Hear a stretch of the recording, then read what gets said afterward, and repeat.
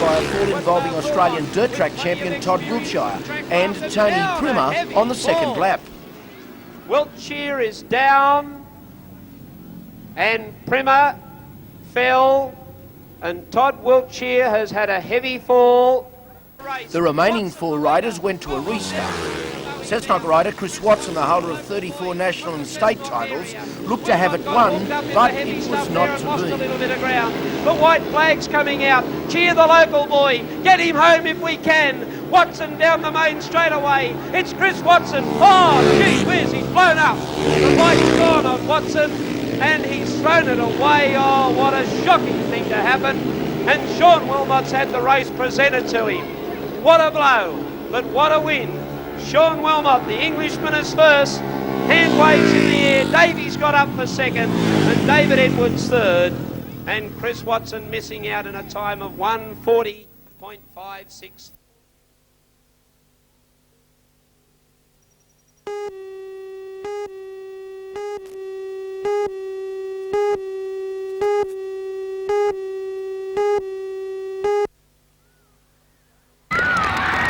England completed their first innings after 25 minutes play this morning, all out for 82. The Blues, needing 99 for victory, made a shaky start, with Small being caught in the gully off Foster for 9. Taylor and Wellham continued the run chase for victory until Taylor went for 31, caught by Slack off Edmonds. If play finishes early, a limited overs match will be played today and tomorrow.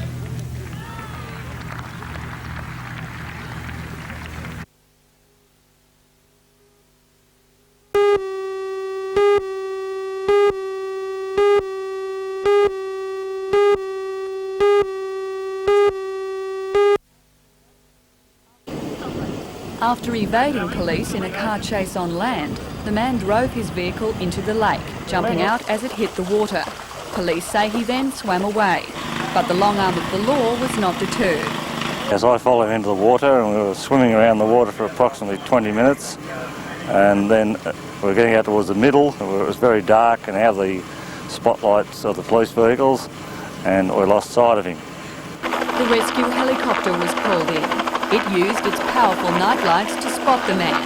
Police later dragged him from the lake after about half an hour in its cold waters.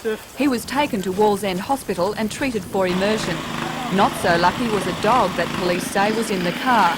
It's believed the animal drowned.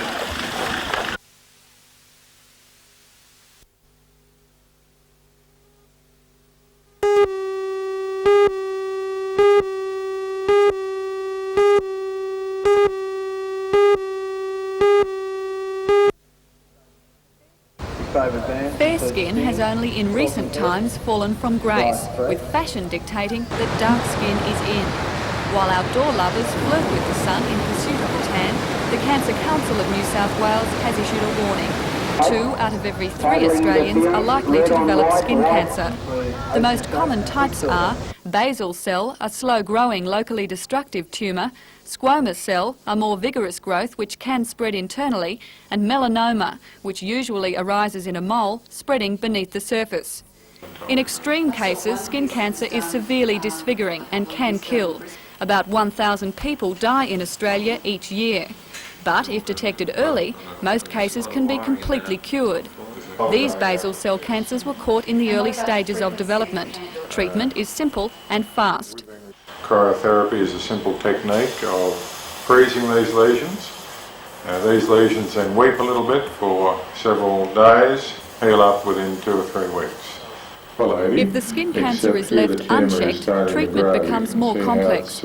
Eric has spent his lifetime in the sun, and according to skin specialist Dr. John Sippy, he's now paying the price. There is some evidence here the tumour is starting to grow. You can see how it's elevated from the skin, and in fact, if you feel it, it would be invading beneath this tumour as well. Surgery is required to remove this cancer. In some cases, radiotherapy is also used. The problem with sunbaking, according to Dr. Sippy, is that its damaging effects are cumulative. We must teach the population to protect themselves over a long period of time.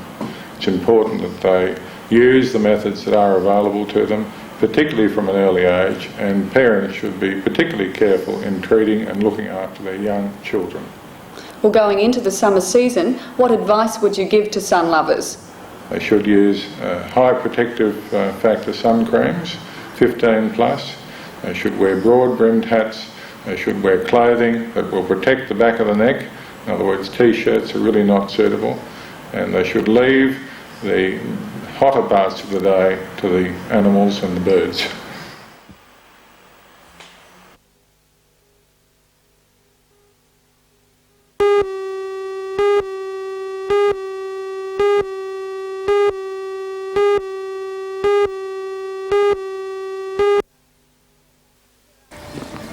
There are 64 neighbourhood watch schemes operating in the Newcastle Police District.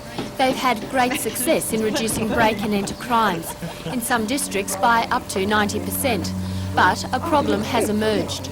Criminals are being forced into the streets and car stealing offences have skyrocketed. So today, at the first ever Neighbourhood Watch conference held outside of Sydney, a new scheme to combat car theft was announced. Yes, we're going to operate an Operation Car Search in the Newcastle district. That'll be starting early in December. It's in association with the radio station and the taxi services. The taxi services will provide an instant broadcast through their network of, I think, 142 cabs that are operating of a stolen car number, which will get an immediate response with all those eyes and the taxi drivers looking out for the cars. Operation Car Search will be launched next Monday. Local police, headed by the Chief Superintendent of the Newcastle Police Force, Lloyd Noonan, attended today's conference, as well as the area coordinators of the Neighbourhood Watch schemes. The conference is a further step in opening up communication and coordination between the State Police Force and the now highly organised community policing bodies. Is there any other questions?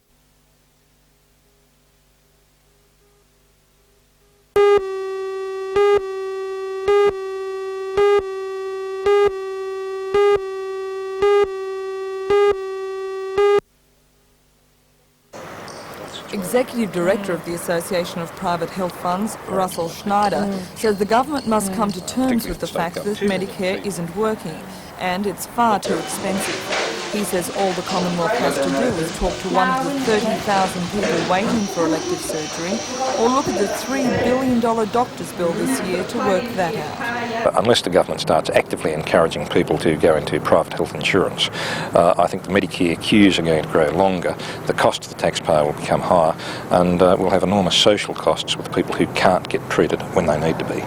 Mr Schneider says the private health funds have weathered the initial Medicare storm and now the outlook seems bright.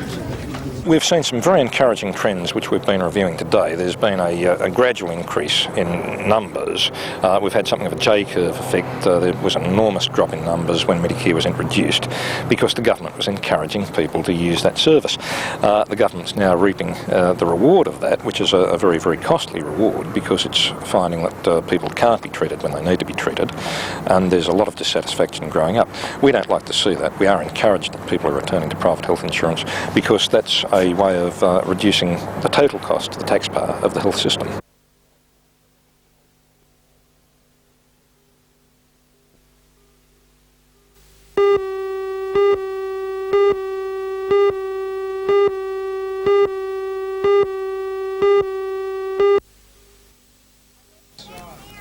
A redhead boy has been selected to join American baseball team the Atlanta Braves. 19-year-old Troy Martin has been playing baseball since the age of 12. Troy spent 12 months in Arcadia, California in 1985 to gain further baseball experience. He was sighted early last year by Reg Poley, a talent scout from Atlanta who paid for him to attend trials in Florida. In April, Troy will start spring training in Florida. He will be reassessed and a contract drawn up according to his value to the Atlanta Braves. Troy is looking forward to playing full-time baseball, as it is a childhood dream come true. They'll send me to either one of their minor league clubs, either AA, single A or whatever they feel I'm capable of handling.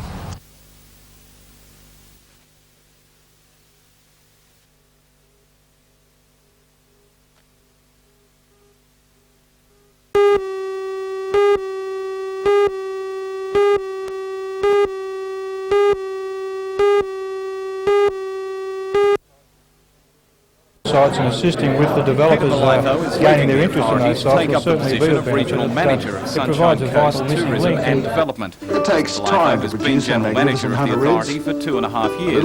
And at that time, a multi-million-dollar campaign has been launched promoting the hunter as the capital of fine food and wine. Despite his resignation, Mr. Belaytho says the work of the authority will continue to grow in importance, and the choice of the Fine Food and Wine campaign has been justified. Now, Surffest, a great success. A lot of people came to Newcastle, perhaps for the first time. Are you sure with the campaigns, the ad campaigns, promoting the hunter as the capital of fine food and fine wine, you sure we're on the right track? Do you think we should be promoting Newcastle on its beaches, perhaps more? Well, Newcastle on the beaches are part of the region. The regional promotion is, I believe, right, the fine wine and food. It's a dimension above all the other facilities that are in the region. It's a differential advantage, if you like. But of course the authority also promoted Surffest specifically in the Sydney market on television for the week prior to the campaign. So we've got two levels of campaign, one to promote the specific events and features that they represent, and of course the overall corporate campaign, if you like, promoting the entire region. Chairman Richard. Also in Newcastle today, Tourism Minister Michael Cleary launched the Hunter Region Tourism Development Discussion Paper. The paper is similar to ones already circulating in other regions of the state and invites public comment from individuals and groups on the type of developments needed in local areas. The Minister says that the information gathered will help developers reduce delays, especially in some cases where delicate environmental issues are being discussed. To fast track these developments through, to get the money in, to get the beds in, to get the jobs created for our young people is very important. And years ago, everyone just took their time with the developments and they weren't in a hurry. Although we're in a hurry, we're going to make sure that the environment is protected and we're going to make sure that all the guidelines are met.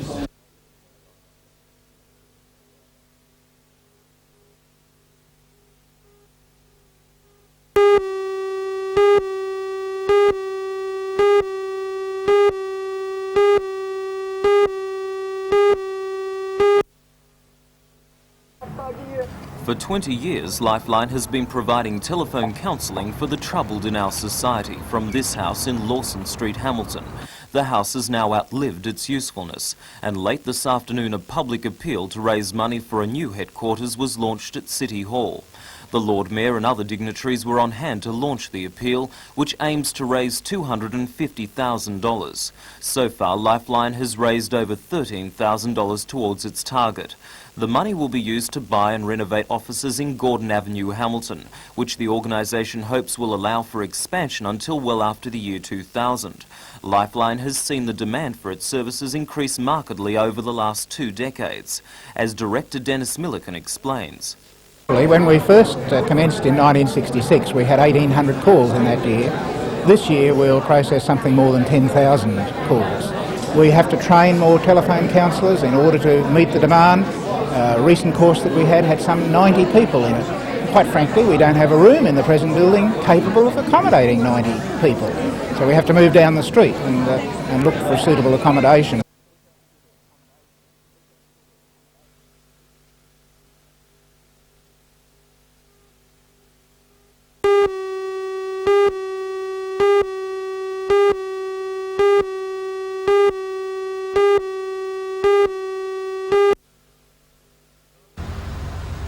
No one was injured in the incident, which happened shortly after 7:30 this morning. A fully laden truck carrying imported lightweight fire bricks to Alcan's curry smelter lost its load as it negotiated the roundabout.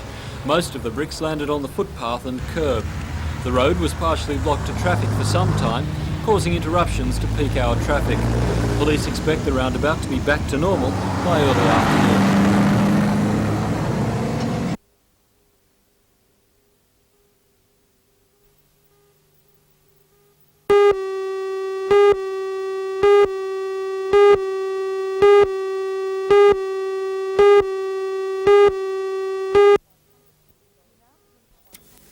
The announcement of the $100 million sewage project by Public Works Minister Laurie Brereton and Local Government Minister Janice Crozier came as a complete surprise to Lake Macquarie, Cessnock, Port Stephens, Maitland and Newcastle councils. The sewering of this area is usually the responsibility of the Hunter District Water Board. Its predictions put a completion date for this work at about 20 years.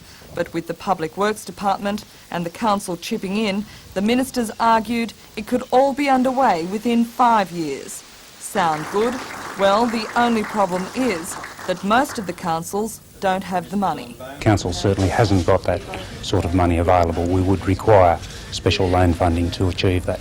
How much could you afford?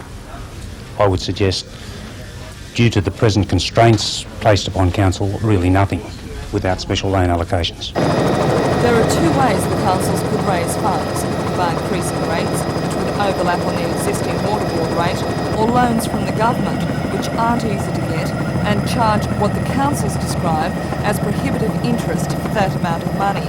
If the loans go ahead, according to one town clerk, that could mean retrenchments. They say the government has taken the politically easy road without bothering about the practicalities or the availability of money. The councils are meeting with the board and the Public Works Department to sort out the practical details, but they say the money worries will be harder to solve.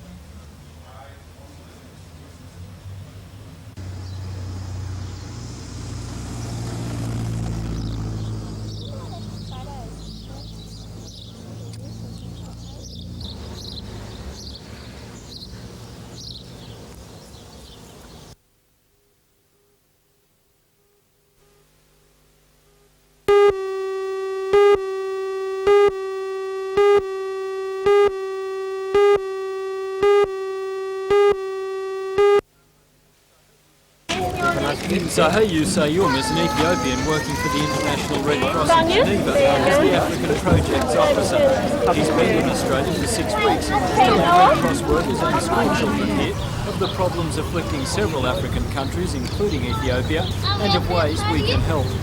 He was in Newcastle today, meeting with many of this area's Red Cross helpers and children involved with the Red Cross School Volunteer and Friendship Program.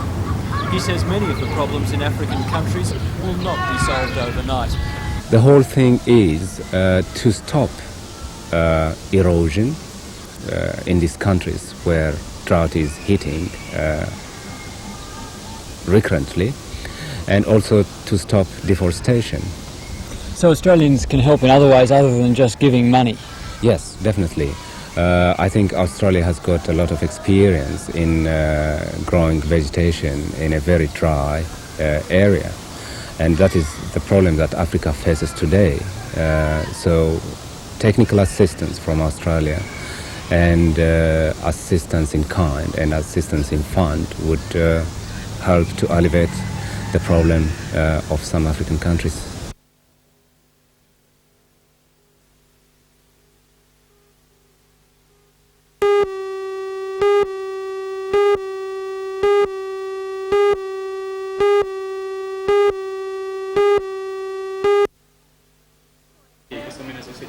According to Boyd McCallum of the Tourist Authority, a special style of tourist is now arriving in Perth. It's a series of 3- and 4-day module tours which are marketed by the Australian Tourist Commission. The State Tourism Authority decided to capitalise on this influx with a new style of marketing, one which aims to alert tourists to the enormous investment opportunities offered here. Invest Tours is a series of personalised business tours aimed at business travellers. It's a series of 3- and 4-day module tours which are marketed by the Australian Tourist Commission to America, Europe and Japan. What they're basically aiming to do is to show trade and investment opportunities and also tourism opportunities in the Hunter region. In the Hunter, the wineries, heavy engineering industries, mining, agriculture and fisheries have been identified as prime investment areas. But that list is not complete, and local ideas are welcome.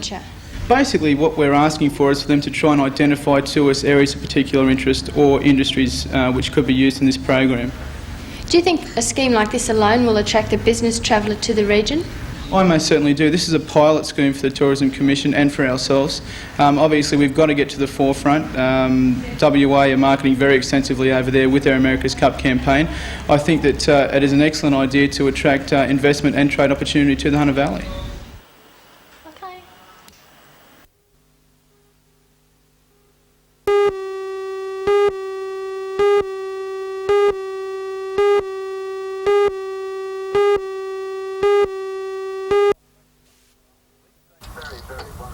Police say Nola Holstein died instantly when the 1979 model sedan she was driving was hit by a goods train at about 7:30. The car was carried several metres before being pushed to the side of the tracks.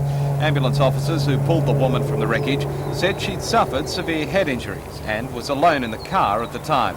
The level crossing at Wards River is on the Johnsons Creek Road and offers motorists a clear view of any oncoming trains. It's controlled by stop signs, but residents say many drivers fail to heed the warnings. Meantime, at Millfield near Cessnock this morning, the body of an elderly man was found in the burnt-out remains of a house in Mountview Road. Fire units were called to the Weatherboard home when a neighbour noticed flames coming from the house at about 2 o'clock. When firemen brought the blaze under control, the charred body of the man was found in a bedroom on the smouldering remains of a bed. Police say dental charts will have to be used to make a positive identification of the dead man, and they say there are no suspicious circumstances surrounding his death.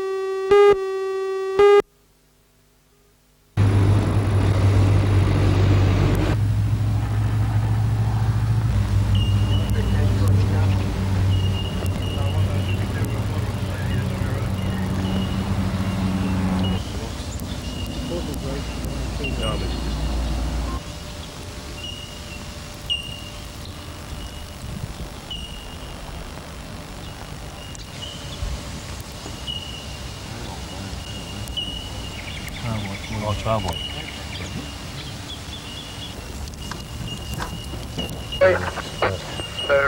For information officers on board, could you...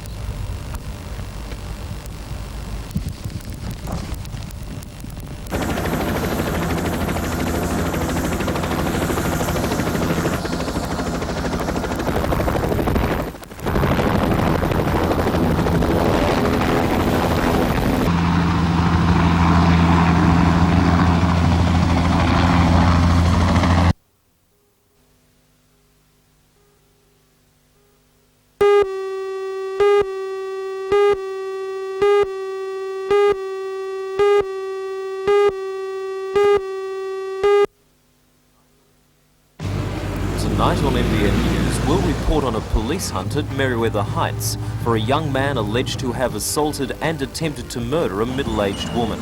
Police say the man stabbed the woman and locked her in the boot of a car, which he then set on fire. Join Ray Deneen and John Church for all the news tonight at 6.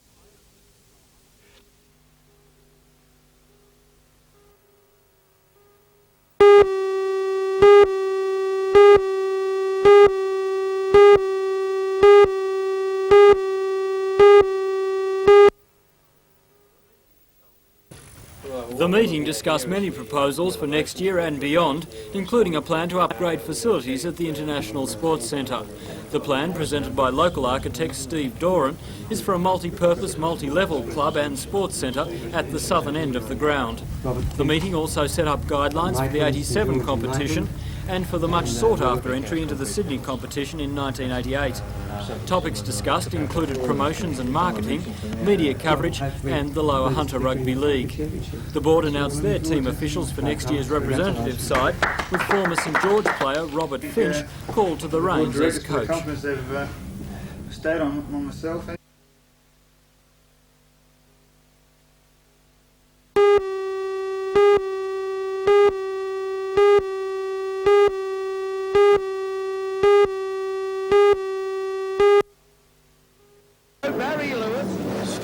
Frazier, former national champion and runner-up in this year's Nationals in Darwin, will line up against a crack field tomorrow night. The big threat will be George Tatnell, who gained 4th place in this year's Nationals.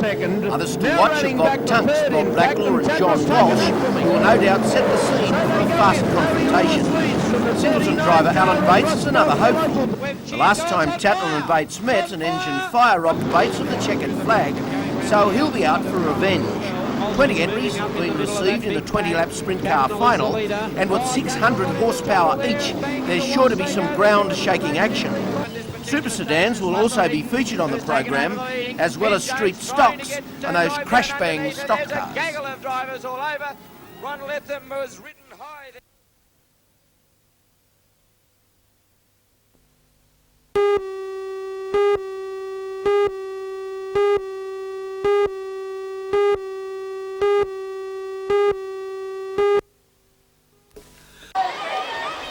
More than 200 swimmers from throughout the region were competing. They'd come from as far away as Dundalk, Muswellbrook and Scone, with a large contingent also from local Newcastle and Maitland clubs.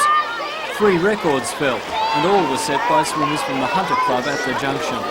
Matthew Bartlett and Philippa Reeves broke the under-9 breaststroke records in boys and girls respectively, while Peter Watts broke the under-13 boys freestyle record. 12-metre line. Meantime, at Myuna Bay and still on water sports, they wound up the 2-day Williams Newcastle Open water ski tournament yesterday. No records fell, but Queensland's husband and wife team, Mick and Karen Neville, emerged as the star performers and dominated all events they contested. Both are world-rated water skiers, and both won all 4 open events: the slalom, jump, tricks and overall. Mick Neville also equalled his Australian slalom record, making 5 buoys on a rope length of 11.25 metres.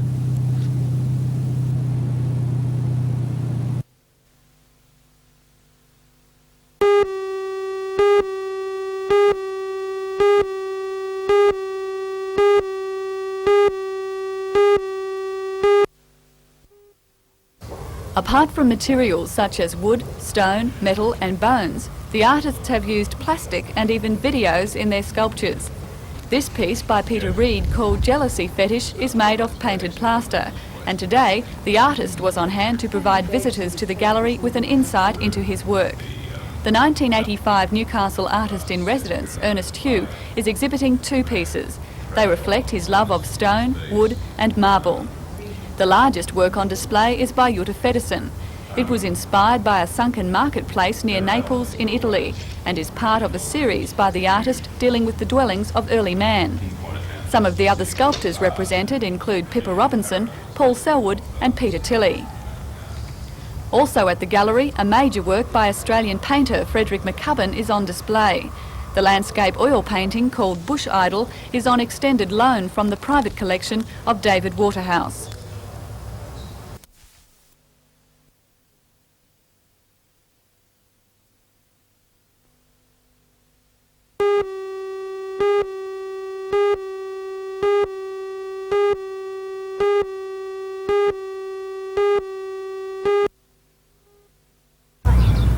The accident blocked Helen Street and Watkins Road for some time. Shortly before 6 o'clock, the orange Cortina, which was travelling north along Watkins Road, collided with the silver Lancer at the intersection of the 2 streets. 2 elderly people in the Lancer were trapped for some time. Both were taken to Royal Newcastle Hospital. The female driver had minor injuries. The male passenger had serious internal injuries. The male driver of the Lancer escaped unhurt. Police are investigating.